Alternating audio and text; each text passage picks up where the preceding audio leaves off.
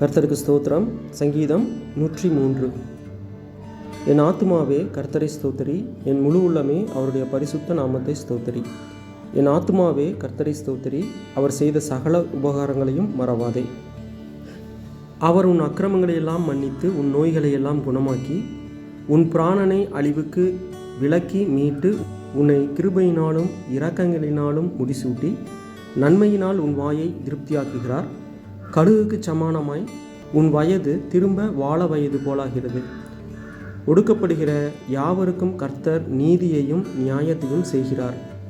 அவர் தமது வழிகளை மோசேக்கும் தமது கிரியைகளை இஸ்ரவேல் புத்திரருக்கும் தெரிய பண்ணினார். கர்த்தர் உருக்கமும் இரக்கமும் நீடிய சாந்தமும் மிகுந்த கிருபையும் உள்ளவர். அவர் எப்பொழுதும் கடிந்து கொள்ளார், என்றைக்கும் கோபம் கொண்டிரார். அவர் நம்முடைய பாவங்களுக்கு தக்கதாக நமக்கு செய்யாமலும் நம்முடைய அக்கிரமங்களுக்கு தக்கதாக நமக்கு சரி கட்டாமலும் இருக்கிறார். பூமிக்கு வானம் எவ்வளவு உயரமாய் இருக்கிறதோ அவருக்கு பயப்படுகிறவர்கள் மேல் அவருடைய கிருபையும் அவ்வளவு பெரிதாய் இருக்கிறது. மேற்குக்கும் கிழக்குக்கும் எவ்வளவு தூரமோ அவ்வளவு தூரமாய் அவர் நம்முடைய பாவங்களை நம்மை விட்டு விலக்கினார். தகப்பன் தன் பிள்ளைகளுக்கு இறங்குகிறது போல கர்த்தர் தமக்கு பயந்தவர்களுக்கு இறங்குகிறார். நம்முடைய உருவம் இன்னதென்று அவர் அறிவார், நாம் மண் என்று நினைவு கூறுகிறார்.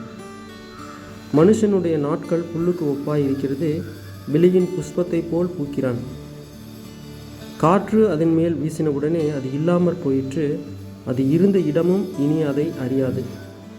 கர்த்தருடைய கிருபையோ அவருக்கு பயந்தவர்கள் மேலும் அவருடைய நீதி அவர்கள் பிள்ளைகளுடைய பிள்ளைகள் மேலும் அனாதியாய் என்றென்றைக்கும் உள்ளது. அவருடைய உடன்படிக்கையை கை கொண்டு அவருடைய கட்டளைகளின்படி செய்ய நினைக்கிறவர்கள் மேலேயே உள்ளது. கர்த்தர் வானங்களில் தமது சிங்காசனத்தை ஸ்தாபித்திருக்கிறார். அவருடைய ராஜரீகம் சர்வத்தையும் ஆளுகிறது. கர்த்தருடைய வார்த்தையை கேட்டு அவருடைய வசனத்தின்படி செய்கிற பலத்த சௌரியவான்களாகிய அவருடைய தூதர்களே, அவரை ஸ்தோத்தரியுங்கள்.